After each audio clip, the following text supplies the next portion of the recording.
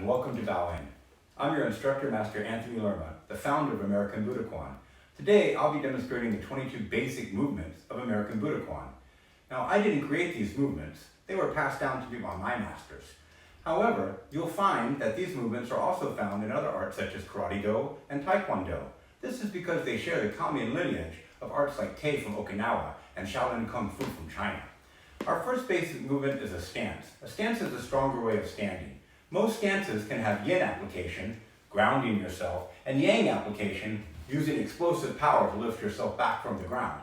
The horse stance today, as it's oftentimes called, I'm going to demonstrate by an X block over my head, sidestepping to the right. Notice that the right hand and the right foot go together. You can think of this as a warrior stepping to the right while drawing his sword, shielding his head. Now the horse stance. Again, X block, bending the knees, releasing my kia or energy yell. The hands are back on the ribs or belt line, so they're out of the way and ready for use.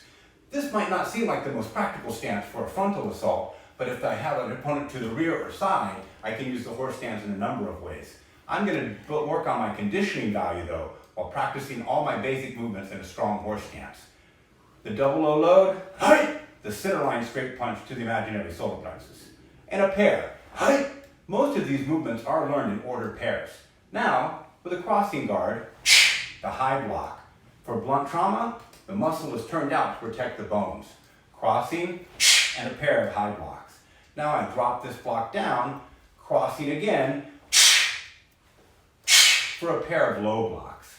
The next pair in the sequence, I guard my sagittal plane or center line. I rotate my shoulder forward for the inside block. Later, most of these motions will have much more of a twisting effect, but for right now, they're just basic techniques.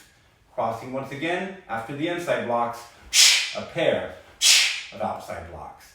This is the first half of 22B, signified by the salutations position, a position that represents mind over body. Your mind has to control your body physically and mentally. From here, the next stance is a fighting stance. I take my right leg and step back. The fighting stance can be very yang, delivering a lot of power, or yin, simply yielding as I step back in a fighting stance. The next pair is a pair of front kicks and step. Pivoting to the front, chambering with the ball of the foot, the front kick, and finishing with a pair. Now I'm going to turn and shout. This facilitates turning to the opposite direction. Like a butterfly, this form is symmetrical, the same on both sides. So now I'll have to do a sliding side kick this way, turning and shouting, to complete the sliding side kick on my left leg. Finishing with a pair of back fists and reverse punch. Returning to salutations. And this completes our 22 basic movements. The basic movements should be practiced in the sequence, but each individual movement can be practiced sets of 8 at a time.